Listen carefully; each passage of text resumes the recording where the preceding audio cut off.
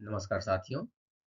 SSC GD का previous years का कुछ और प्रश्न लेकर हम आप लोगों के बीच आए हैं। यह सेट नंबर 3 का सेकंड पार्ट है। 11 नंबर क्वेश्चन से लेकर 20 नंबर तक आज हम लोग डिस्कस करेंगे।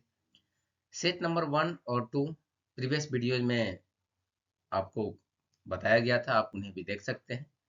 आइए शुरू करें। यहाँ प्रश्न कहता है 36 और 9, 24 और 36 का तृतीय समानुपाती क्या होगा। 24 और 36 का तृतीय समानुपाती क्या होगा।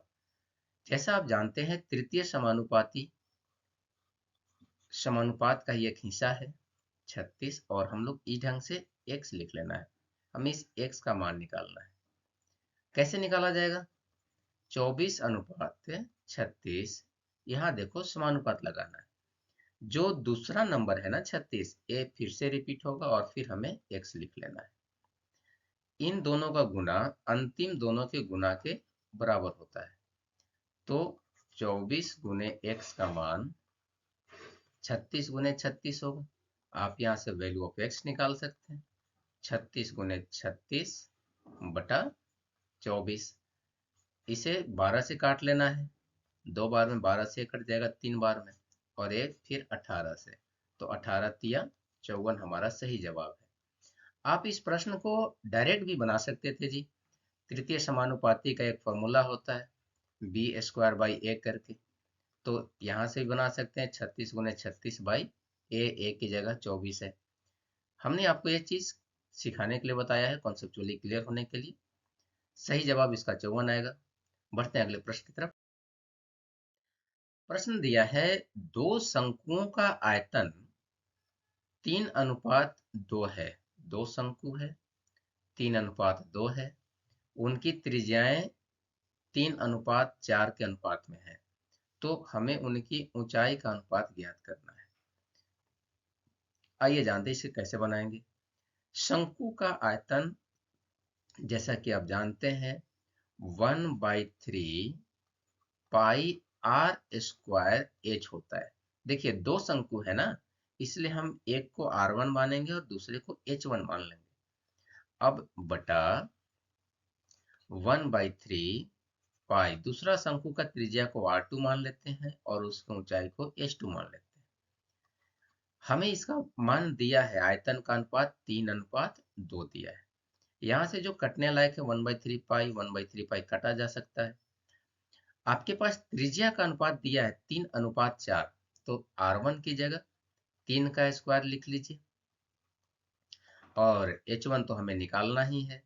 R2 की जगह 4 का स्क्वायर, तो 4 गुने 4 लिख लीजिए। H2 हमें पता करना है, बराबर 3/2। आसानी से आप H1 अनुपात H2 का मान यहाँ से निकाल सकते हैं जी। 3/2 गुने 4, 4/3 गुने 3, निकल गया। वैल्यू आ गया 8:3, 8/3। डेट मीन्स H1 और H2 का अनुपात आपके पास 8:3 आ जाएगा। बढ़ते हैं अगले प्रश्न की तरफ।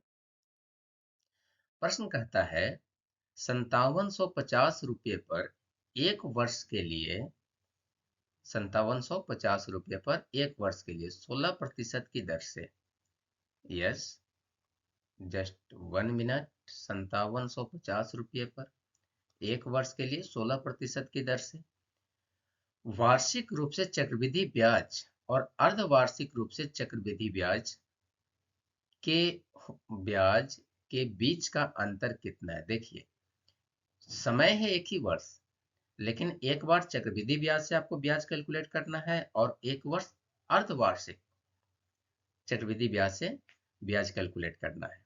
हम लोग कैसे निकालेंगे, आइए सीखते हैं। जैसा आप जानते हैं कि एक वर्ष के लिए साधारण ब्याज और चक्रवृद्धि ब्याज का अंतर मान एक ही होता है, तो एक वर्ष का 16 ही रह जाएगा। ध्यान रखेंगे ये 1 ईयर का है। लेकिन अगर चक्रवृद्धि ब्याज हमको निकालना पड़ जाए अर्धवार्षिक, तो अगर 16% वार्षिक है तो अर्धवार्षिक रूप से कितना मिल जाएगा हमको, 8। अब हमसे पूछ रहा है अर्धवार्षिक रूप से एक साल में 2 अर्धवर्ष बनेंगे ना, तो एक साल में 2 अर्धवर्ष का टोटल ब्याज कितना होगा। देखो, इसके लिए आप एक फॉर्मूला इस्तेमाल कर सकते हो यहाँ पर टोटल ब्याज का दर निकालने के लिए, x plus y plus x y बटा 100 वाला फॉर्मूला अगर हम यहाँ लगाएं तो 8 × 8/100 मतलब ये 16.64% आ जाएगा। हमको अंतर निकालना है जी। अंतर कितना है बताओ? 16% तो इसका ब्याज था और यहाँ 16.64% आ रहा है, तो 0.64% ही अंतर निकला। वही वैल्यू हमें निकाल लेना है। यस, अंतर 5750 का 0.64%, 0.64/100। हम लोग इसे अब कैलकुलेट कर लेंगे। देखो, ये दशमलव को यहाँ से हटाओ और नीचे में 2 को जीरो बैठा दो। इन 2 जीरो से एक जीरो तो ये कट जाएगा। आगे हम इसको भी 5 से काट सकते हैं। हालांकि हम डिजिट सम का भी इस्तेमाल कर सकते हैं यहाँ पर। डिजिट सम की मदद से बड़ी आसानी से बना सकते हैं आप। यूनिट डिजिट मेथड से भी बना सकते हैं, लेकिन फिलहाल हम इसको 25 से काटने जा रहे हैं। 25 दूना 50, 25 तिया 75। ये 25 से कट जाएगा, 25 चौका 140 बार में। ये 8 से भी कट जाएगा, 8 ठी 64, और ये 8 से कट जाएगा, 8 पचे 40। वैल्यू हमारे पास कितना मिल गया? 18 की 24 की 4 हाथ में 2, 8 दूना 16, 2 18 बटा 5। इसको भाग कीजिएगा तो 36.8 आ जाएगा। ऑप्शन नंबर 4 हमारा सही जवाब है। बढ़ते हैं अगले प्रश्न की तरफ। यह बॉडमास का प्रश्न है जी। हम लोग जानते हैं कि सबसे पहला छोटा ब्रैकेट का इस्तेमाल करते हैं, सॉल्यूशन निकालते हैं। यहाँ छोटा ब्रैकेट में -2 है, यहाँ पर माइनस माइनस 2/7 है।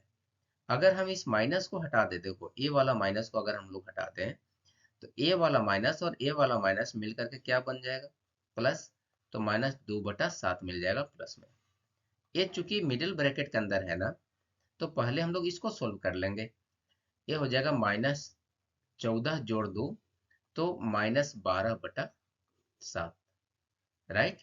अब आइए हम लोगों को लिखना क्या था? -4/7 भाग था, तो इसको गुना में बदल देते हैं, 12/1।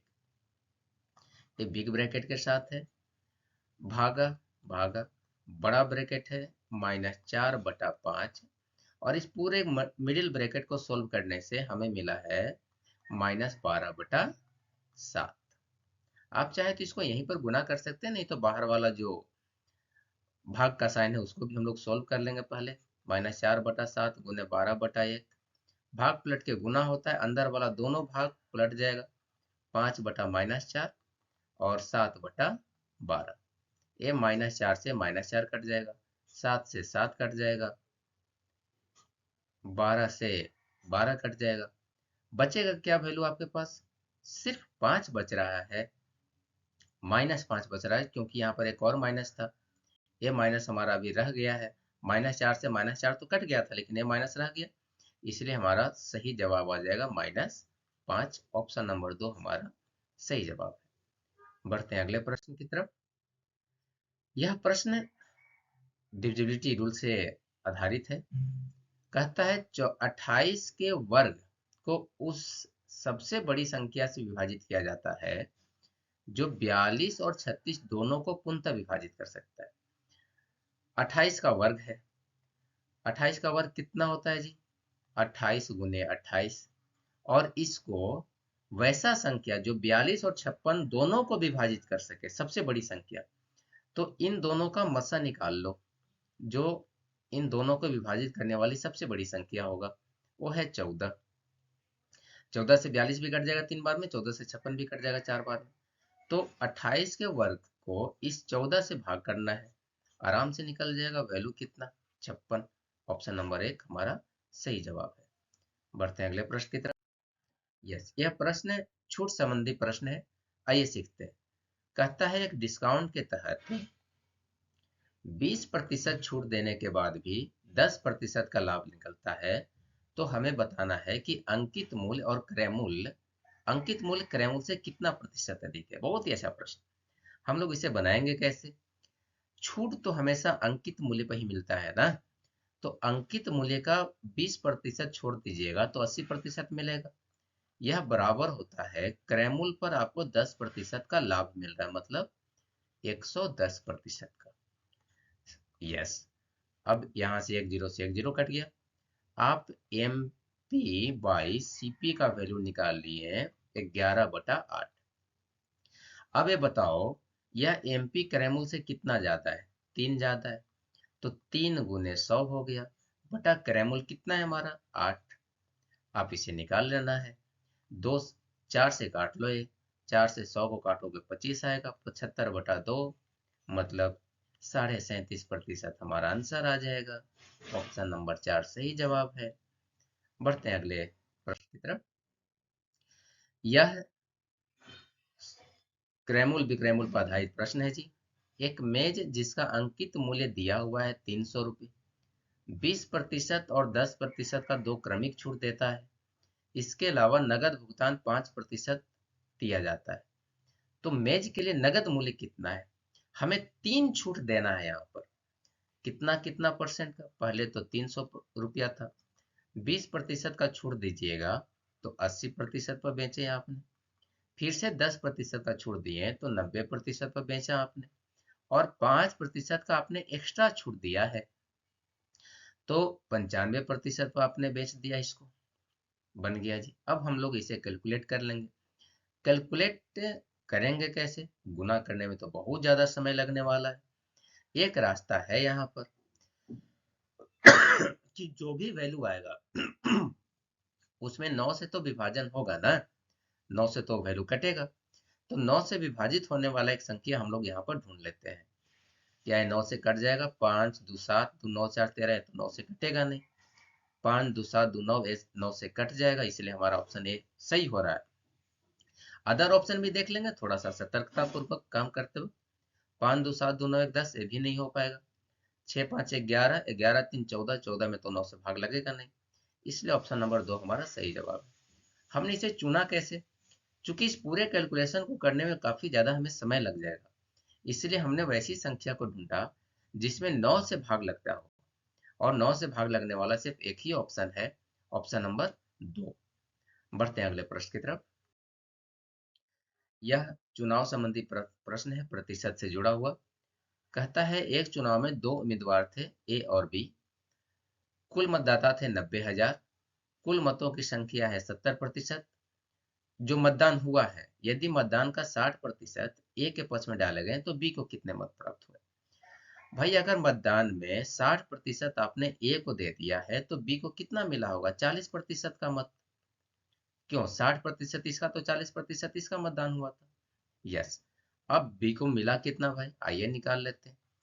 कुल मतदाता थे 90,000, इसका 30 और 70% मतदान हुआ, तो 70% मतदान हो गया, और इसका 40% मिला बी को।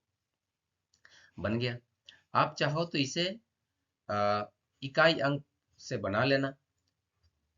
9 सत्ते 63, 63 × 4, ये तो डायरेक्ट भी बन जाएगा 252। ऑप्शन नंबर 3 हमारा सही जवाब है। यस। बढ़ते हैं अगले प्रश्न की तरफ। यह प्रश्न लाभ और हानि 9% से रिलेटेड है। बहुत ही आसान सा प्रश्न। प्रश्न कहता है पेट्रोल का कीमत 92 रुपया से बढ़ाकर 96.5% कर दिया गया है। काफी ज्यादा महंगा पेट्रोल है भाई। अभी पेट्रोल की कीमत में कितने प्रतिशत की वृद्धि हुई? आप बताओ। 92 से बढ़ाकर आपने कितना कर दिया? 96.5। तो कितना बढ़ाया आपने? 4.5 रुपया ही ना। अब इसको प्रतिशत में बदल लो। 4.5 × 100 बटा जो ओरिजिनल वैल्यू था हमारे पास। ओरिजिनल वैल्यू कितना था? 92। इस 5 को यहाँ से हटाओ, नीचे जीरो बैठा लो। एग्जैक्ट वैल्यू तो हमें निकल नहीं पाएगा। क्यों? क्योंकि एक जीरो से एक जीरो कटेगा। ये आप जानते हैं 46 दूना 92 होता है, और इसको आप जानते हैं 2 पचे 10 होता है। इसको काटिएगा तो ये 225/46 आ जाएगा। अब 225 को हमें 46 से भाग कर लेना है। 4 बार में लगेगा, 5 बार में तो ज्यादा हो जाएगा। 6 चौका 24, 4 चौका 16, 2 18, यहाँ से 41 आ गया। दशमलव बैठाएंगे, जीरो बैठाएंगे, 9 बार में लगेगा, तो 4.9% हमारा सही जवाब है। इस वीडियो में इतना ही। अगर वीडियो पसंद आया हो तो इसे लाइक करें, चैनल पर नए हैं तो सब्सक्राइब करें। साथ ही आप इसे अपने दोस्तों के साथ भी शेयर करें ताकि वे भी इन वीडियो को देख सकें, स्मार्ट वे ऑफ सोल्यूशन सीख सकें और अपनी सफलता को सिक्योर कर सकें। मिलते हैं अगले वीडियो में कुछ और प्रश्नों के साथ। धन्यवाद।